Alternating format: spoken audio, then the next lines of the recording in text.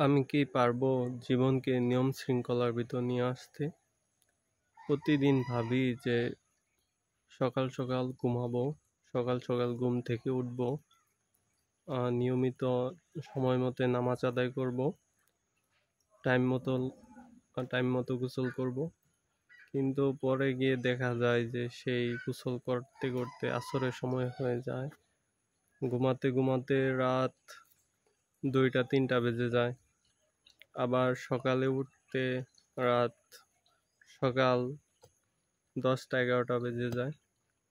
আমি অনেক দিন যাবৎ চেষ্টা করতেছি যে যে কোনো মূল্যে আমি সব কিছু টাইমলি করার চেষ্টা করব, কিন্তু দেখা যাচ্ছে যে প্রতিদিনই আমার সেম রুটিন হয়ে যাচ্ছে। তো আমার জন্য দোয়া করবেন।